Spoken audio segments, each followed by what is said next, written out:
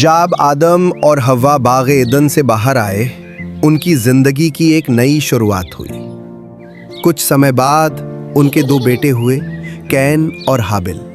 Can बड़ा था, मजबूत, शांत, थोड़ा गंभीर।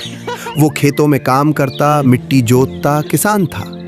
हाबिल वो मासूम और हंसमुख था, भेड़ों को चराता, गीत गाता और जानवरों से दोस्ती करता। दोनों मेहनती थे, लेकिन उनका दिल अलग अलग था। एक दिन दोनों भाइयों ने परमेश्वर को भेंट दी। कैन लाया खेत की उपज, फल और सब्जियां। हाबिल लाया अपनी सबसे प्यारी भेड़, शुद्ध और निर्दोष। उन्होंने भेंट चढ़ाई और परमेश्वर ने हाबिल की भेंट को स्वीकार किया। कैन का चेहरा गुस्से से लाल हो गया। उसके मन में जलन उठी। क्यों मेरी भेंट नहीं स्वीकार की? उसका दिल भारी हो गया।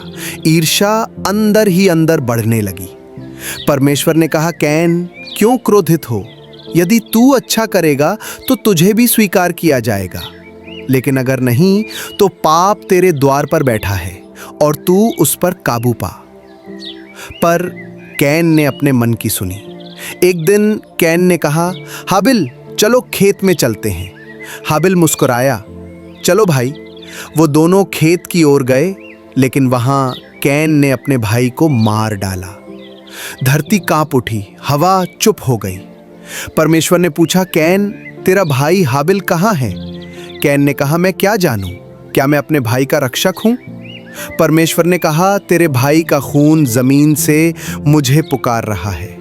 फिर परमेश्वर ने कहा, अब तू श्रापित है। जमीन तुझे अब फल नहीं देगी। तू एक भटकता हुआ इंसान बन जाएगा धरती पर। कैन रो पड़ा। यह सजा बहुत भारी है। परमेश्वर ने फिर भी उसे छोड़ नहीं दिया। उसके ऊपर एक चिन्ह लगाया ताकि कोई उसे नुकसान न पहुंचा सके। पर अब कैन को जीना था अपने अपराध के साथ, दूर, अकेले।